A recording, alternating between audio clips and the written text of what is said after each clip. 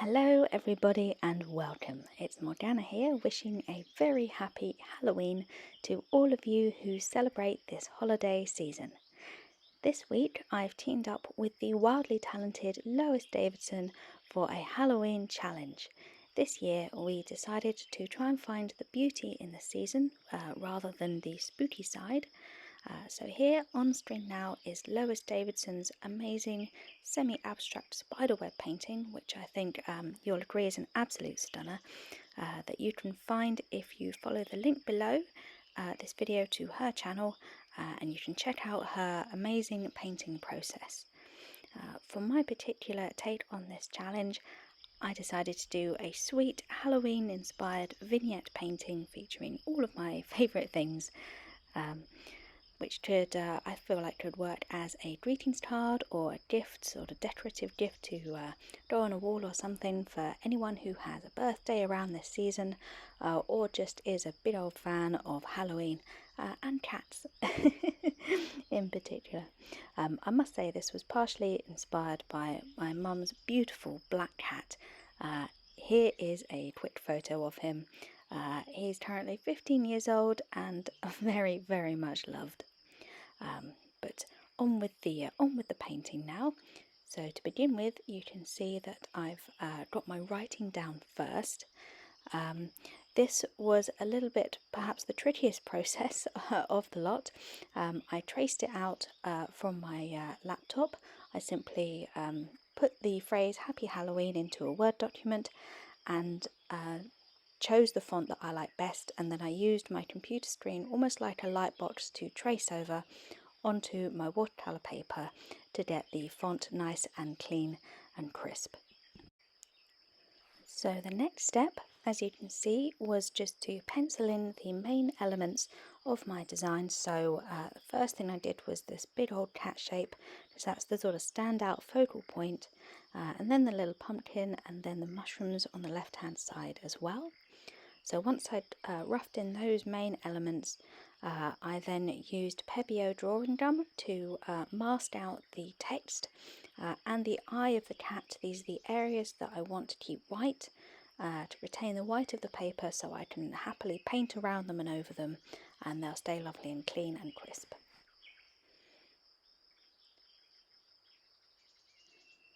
As the black cat is the largest element of this painting, I decided to begin with him first, and I'm using a synthetic mop brush, size 10 this is, so sort of mid-size mop brush, to fill in the details. I'm just going around, you can see, quite carefully, just following the pencil lines that I've already put down. And I'm actually using Payne's Grey here rather than a true black, because I think you can soften it down really nicely with a little bit of water, get some interesting texture that's going to give you a bit of shape and detail without too much extra additional effort. And you can see I've painted right over that little eye that we've got sketched out there, and because I've got the masking fluid on it, it's going to stay nice and clean and white for us to paint in separately later.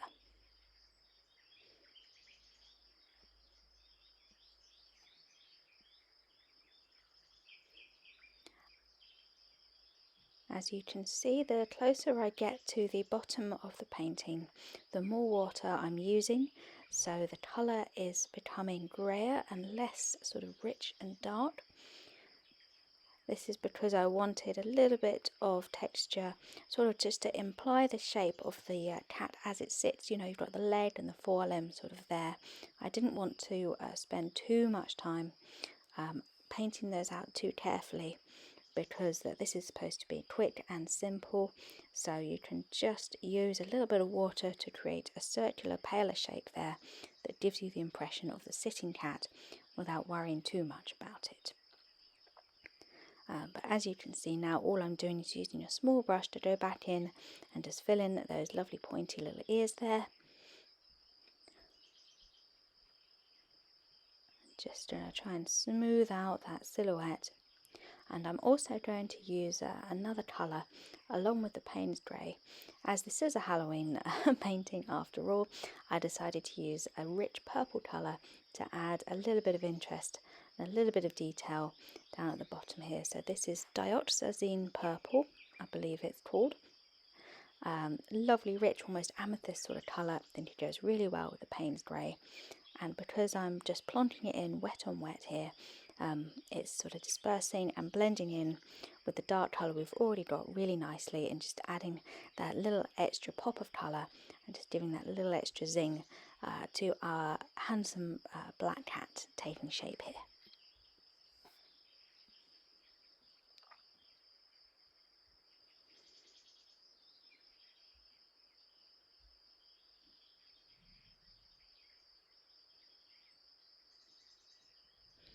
Now just using a smaller brush and a little extra Payne's Grey to just fill in that tail, get that curve nice and smooth and elegant.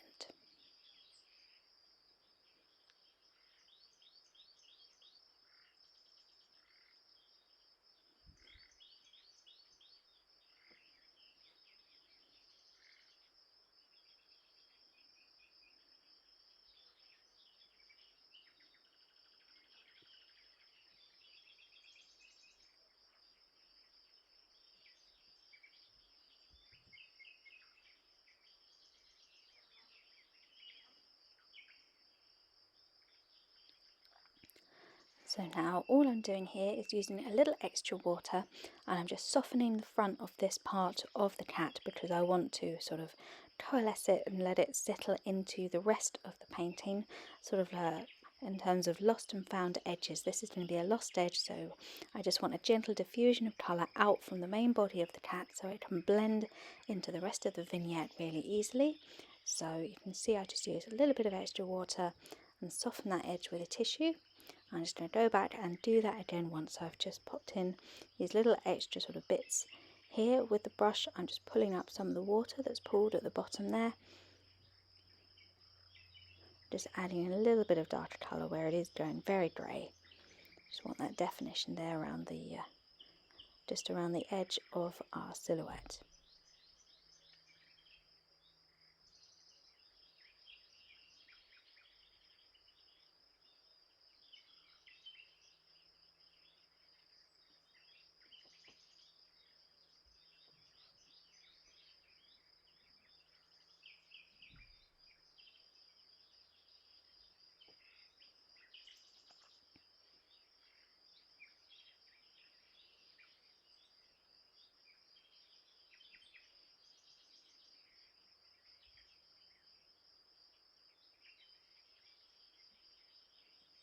And there we are, just bringing that soft colour up into the rest of the painting and then blotting it a little with a tissue so we get that sort of diffused, almost mottled effect, which we're going to bring into the rest of the painting in a little bit.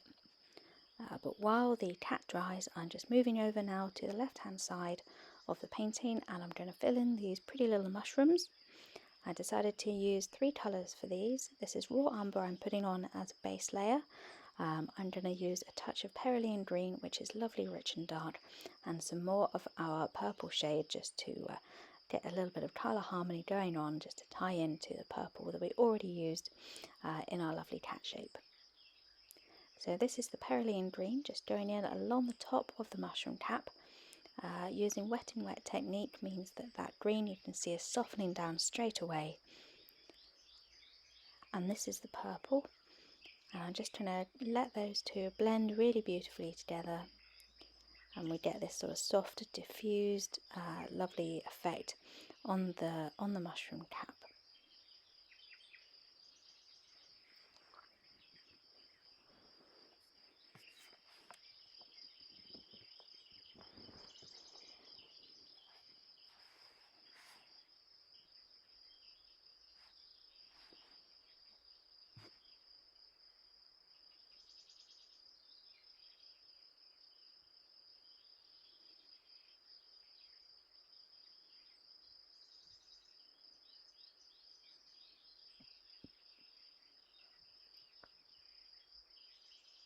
And as you can see, I'm using exactly the same technique on this second little mushroom, again with the Perylene green and the purple.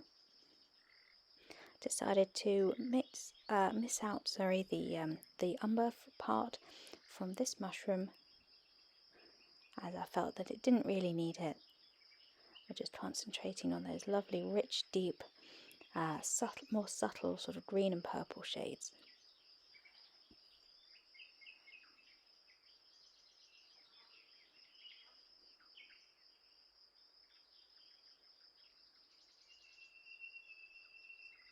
And just a little line to denote the underside of the mushroom, the little gill section, which I'm going to leave plain because that's often a paler colour than the rest of the mushroom. And I'm just going to use exactly the same technique as I've just showed you to go ahead now, and I'm going to fill in the rest of the tiny mushrooms that I've drawn in just around the bottom of these larger ones, just popping up around that big old H for Halloween there.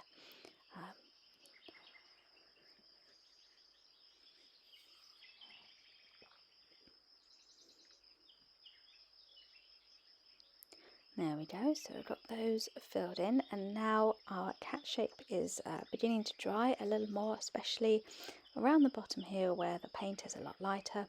So now I'm filling in the third sort of main larger element that I've got sketched in here, which is of course our lovely classic Halloween pumpkin.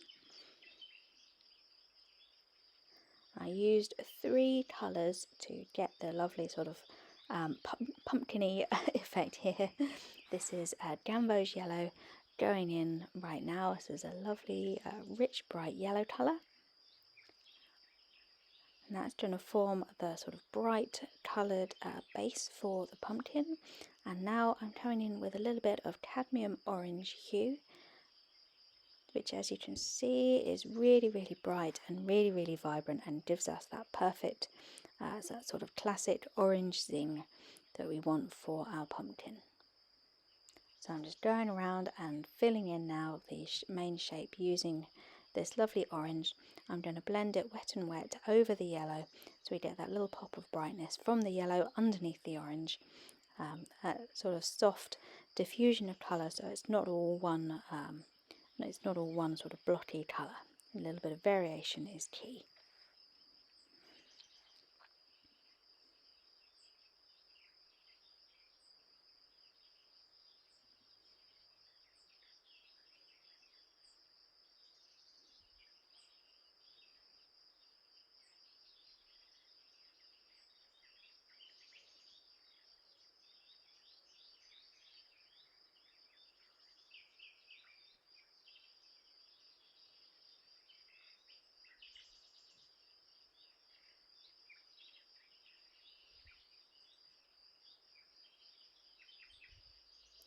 I'm just leaving that little white patch there next to the E, just between the W and the E there. I hope you can spot that. That's just going to be a little glint of light just off the sort of circular edge of our pumpkin, just to give that lovely little extra nice tint.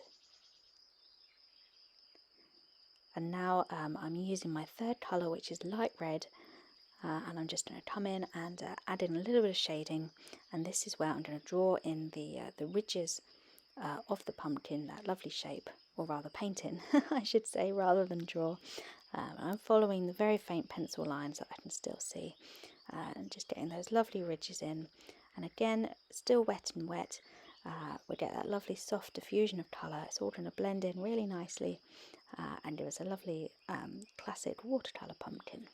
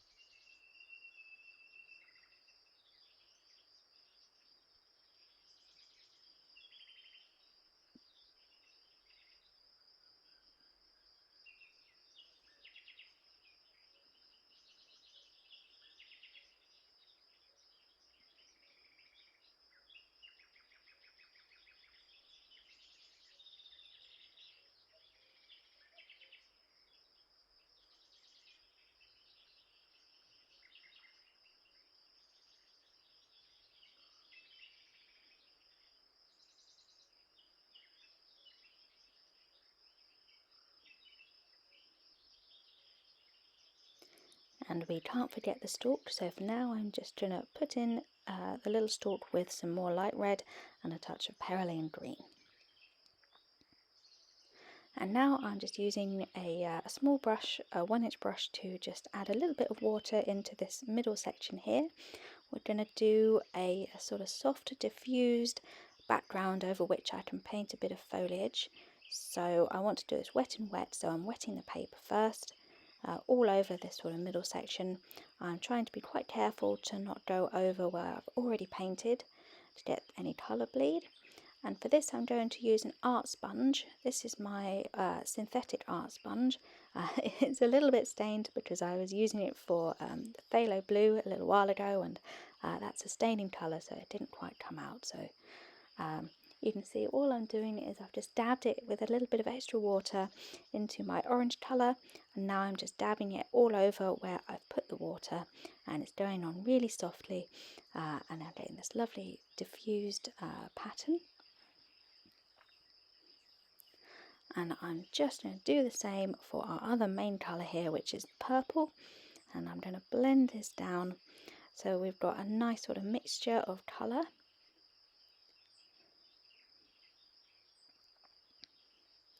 And I'm just being quite careful to go around the areas I've already painted, so the cat, the mushrooms and the pumpkin. I don't want to sort of blob over those and get any colour running or mixing. I want to keep those crisp edges. But I'm really hoping for a nice little bit of soft colour diffusion with this purple and this orange. I think they go really well together.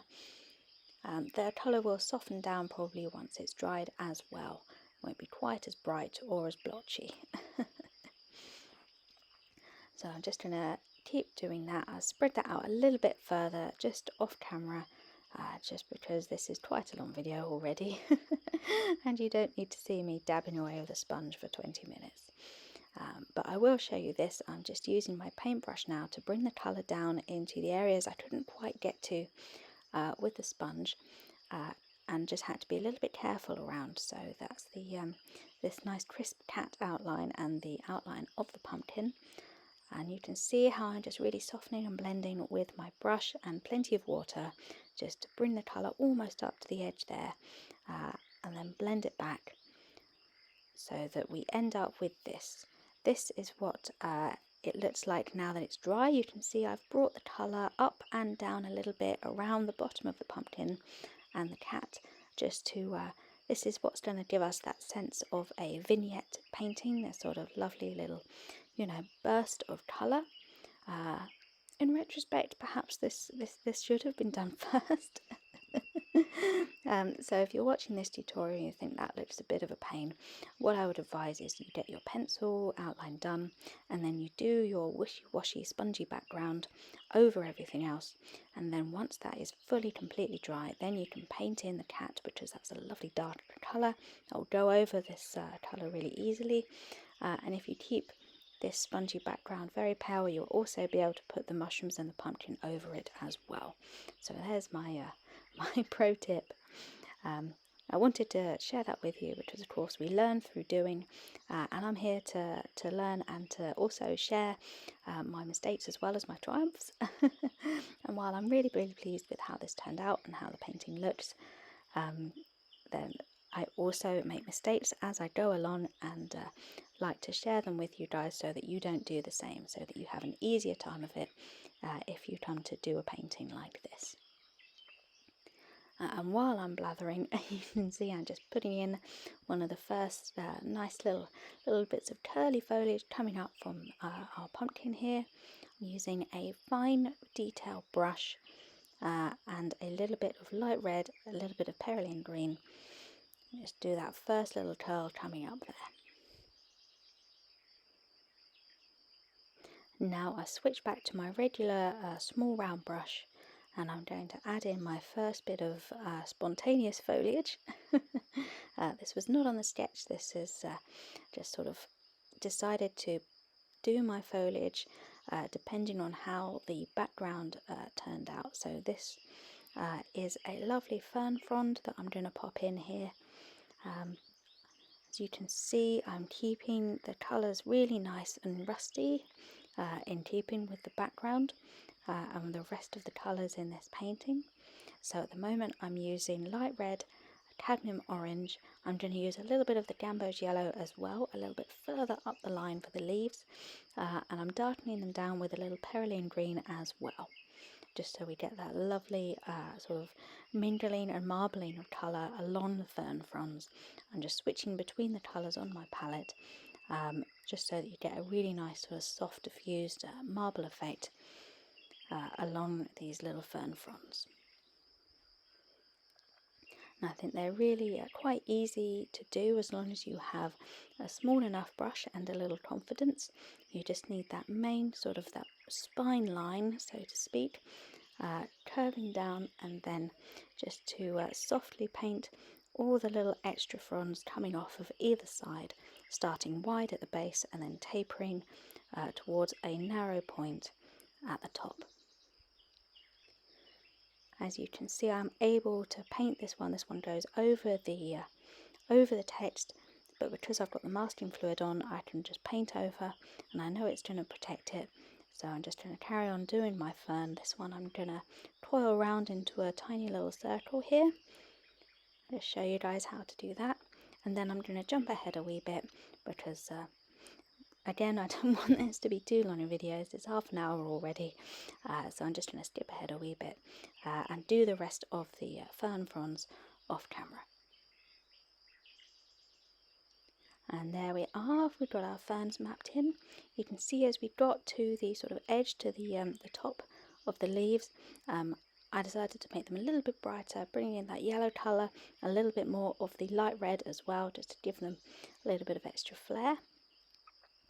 And now I'm putting in another piece of foliage. I'm using a new brush to do this. This is a little dagger brush.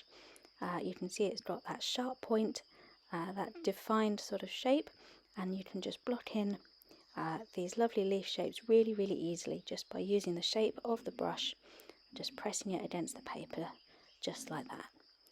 If you don't have one of these brushes, which I didn't until a couple of weeks ago, then you can just use your small round brush to do exactly the same. You just need to go over, as I've done now, and it creates similar effects. You just may need to go over it a little bit to get that lovely sort of roundness.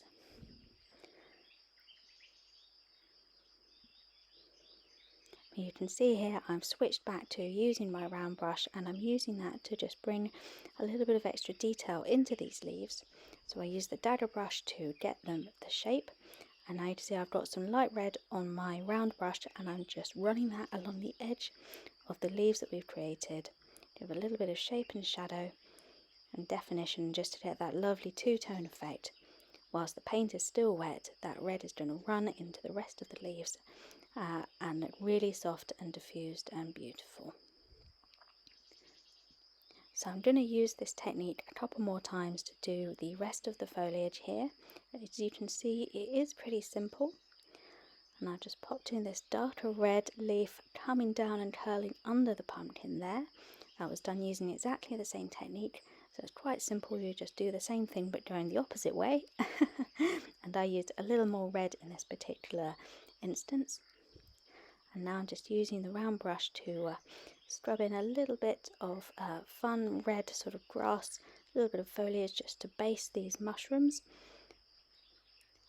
And there I've added a little bit of extra leaves coming down from the mushrooms as well, just off camera, using exactly the same technique as I just showed you for the leaves, and for another little coily bit of happiness coming out of this pumpkin area as well.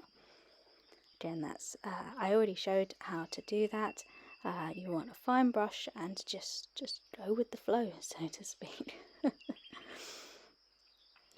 But now all I'm doing is adding a little bit of shadow underneath this pumpkin. So I'm using the dioxazine purple mixed with a touch of red and plenty of water just to soften it down, and just doing these little soft horizontal lines that are just going to give us a little bit of the impression of a shadow underneath these larger objects, and that's just going to base these these two a little bit further into the painting, get them looking a little bit more a part of it rather than just being plonked on top.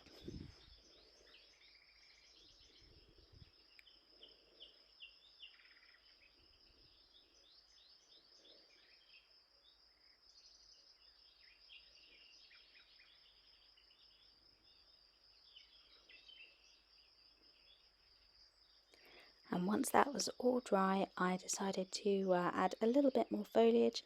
So I'm using Perylene Green here and my small brush to add in some grasses just along the edge of the pumpkin and the cat shapes. This is just to ground them even further in the painting. So the cat is now sitting amongst this little patch of foliage with his pumpkin. Happy as Larry, or at least I think he looks happy. So yeah, this is just a really simple step, but I think it's quite an important one to just help your main objects to just be really grounded in the painting and to look like they belong there. That and the shadow, I think, really help to just bring this painting together in the end.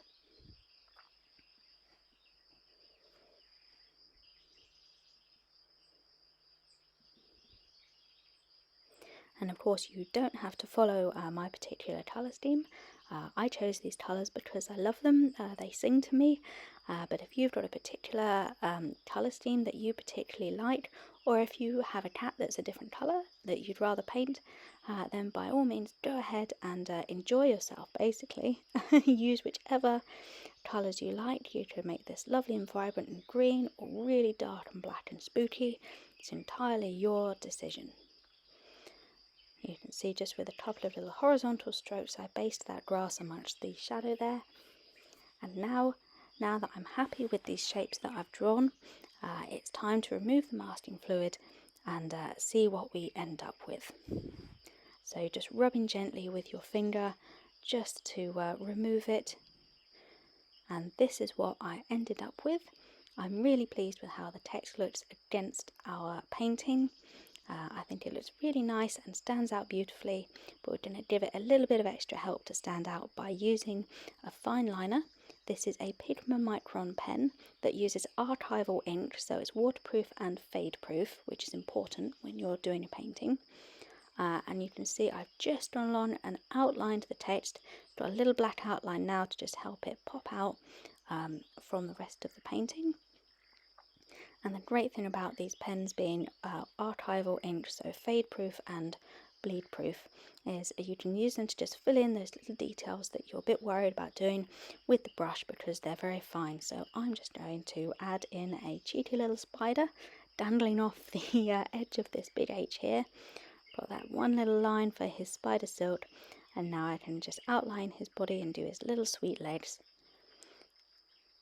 Using the pen is a lot simpler than doing it with a brush, although I will use the fine brush to just paint a little bit of colour into the main body. So I'm just going to pop in a little bit of light Perylene Green in there, just continuing with the old colour theme that we've got going on.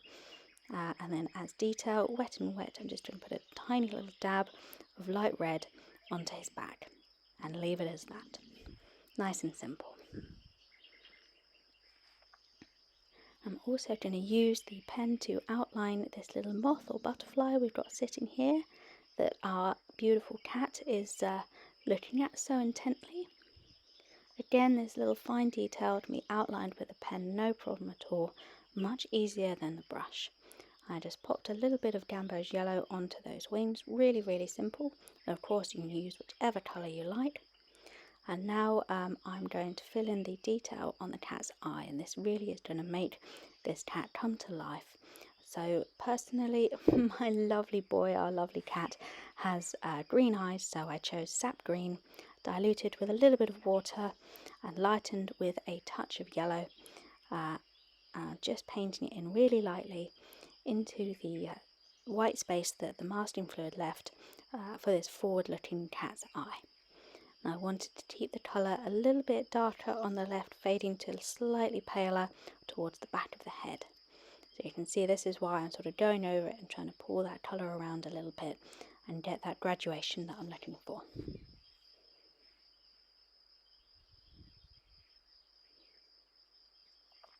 And now the paint has dried on the eye, and again, this is one of the many uses of the Pigma Micron fine liner. I didn't quite trust myself to do this with the brush, so I'm using the pen to get that lovely thin slitted pupil that is so characteristic of the cat's eye, as well as marking out a little couple of detail spots on the butterfly wings there. And of course we can't forget the little cat whiskers, so again, the great thing about this fine liner is you can just pop in these details and they're lovely and fine, they don't look blobby, and they just finish off the painting really nicely.